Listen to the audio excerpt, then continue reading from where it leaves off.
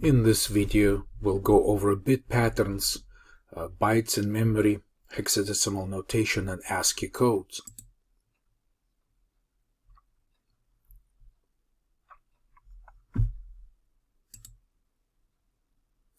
So bit is a fundamental unit of memory which stores zeros and ones.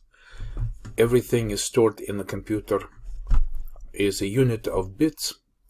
And because most of data communications is serial in nature, most data communication and networking services indicate capacity in unit of bits per second. So there's a bit per second measure about bits. A byte is generally equivalent to 8 bits, also known as octet. So we can store certain range of values in 1 byte, and computer media typically reports its capacity in terms of megabytes, gigabytes, terabytes, and so forth. So an example of 1 byte, you can see that this is just a bit pattern. The bits are counted from right to left. The rightmost bit is considered to be the lowest bit, and the leftmost is the highest one. So you can see that when we have this bit pattern, we can compute or convert this binary number to its decimal equivalent by multiplying by powers of 2 right here, which correspond to the bit positions right here. So this is 2 raised to the 0th power because the rightmost bit has position 0, and this is 2 raised to the 1st power, which corresponds to the position of the 1st bit, and the 2nd position, and the 3rd, and so forth. And basically we just multiply these bit values, zeros and ones, by these powers of 2, and then we sum up the result, and so this bit pattern corresponds to the value, the decimal value 42. And this is the way binary encoding is done, at least for positive numbers. There's also a nibble designation. It's a 4-bit combination. It's just used purely for convenience, not used to express any kind of memory capacity, size, or speed. It's just convenience of referring to combinations of 4 bits. An example of hexadecimal notation right here. Hexadecimal notation, which is made up of these hexadecimal digits, simplifies notation or a recording of various bit patterns, because you can see here, even in a 4-bit combination, it's difficult to distinguish one from another, and is not generally human friendly. This can be shortened by hexadecimal notation, which is typically the alternative way of showing bit patterns when writing them down or printing them on screen. This is done purely for human convenience. So hexadecimal notation would be made up of these numbers, and if I use a combination of hexadecimal digits, for example A25F,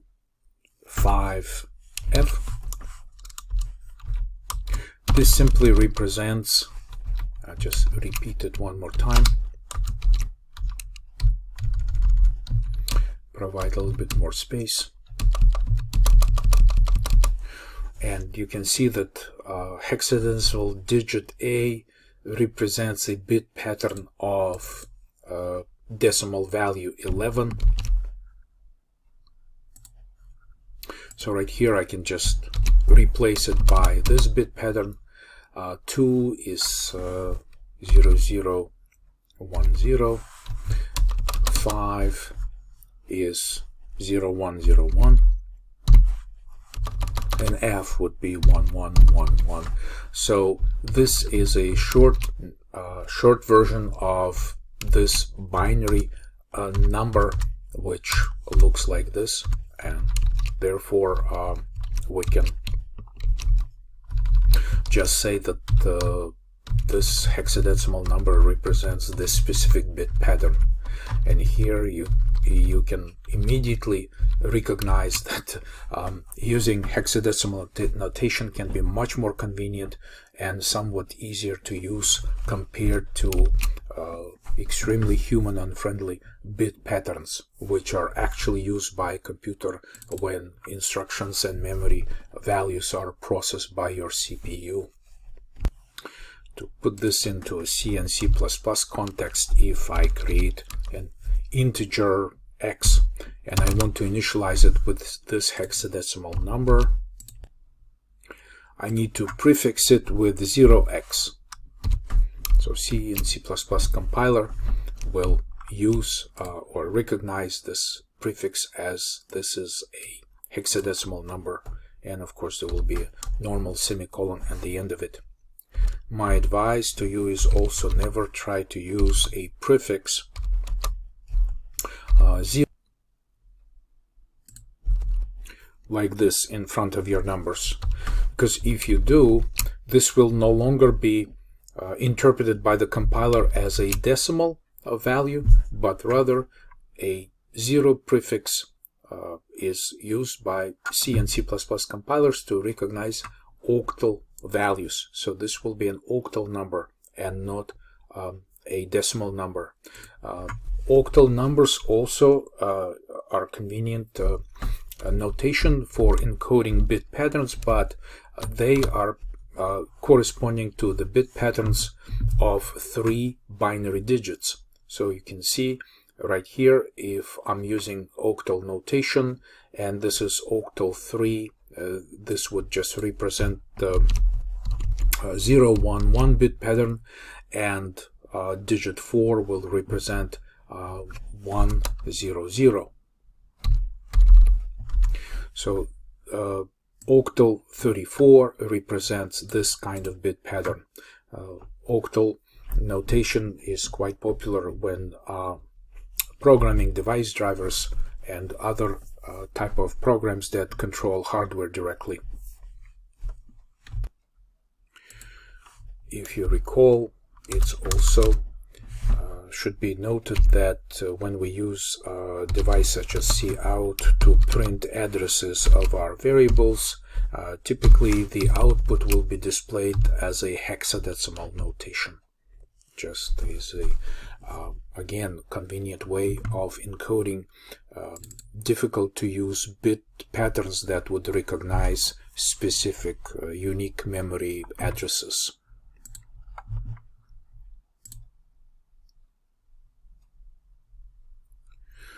2's complement integers is an encoding to encode positive and negative numbers.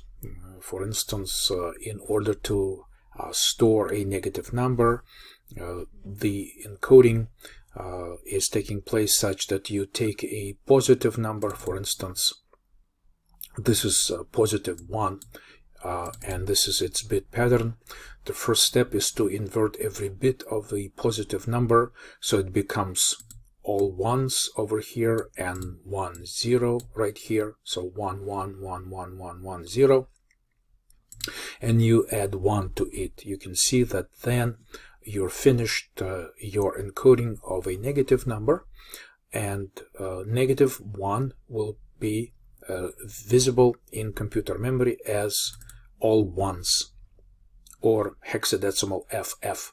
So when you see a computer memory filled with lots of F hexadecimal patterns, these are negative ones.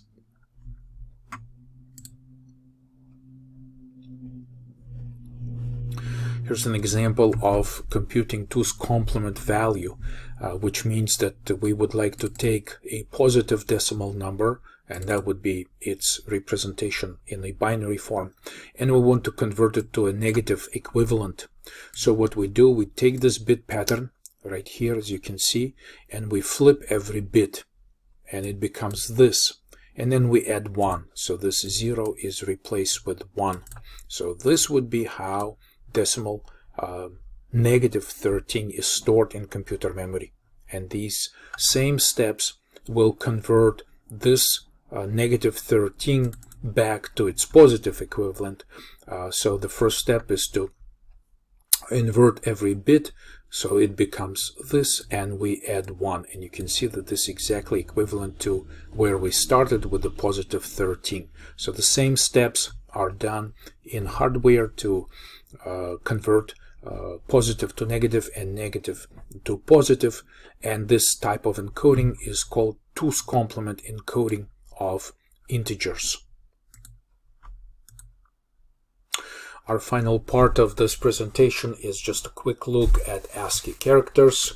ASCII stands for American Standard Code for Information Interchange. And ASCII codes are stored in 1 byte, so their size is 8-bit. So in this 8-bit encoding of characters, you can see that in this table we have hexadecimal digits 0 through 7, and they would represent the first hexadecimal digit, and in this column we have a set of hexadecimal numbers from 0 to F, which represent the second digit. So for example, hexadecimal 20 would be an encoding of a space. Hexadecimal 41 will represent uppercase A, and hexadecimal 61 will represent lowercase a, and so forth. You can see that there are also digits.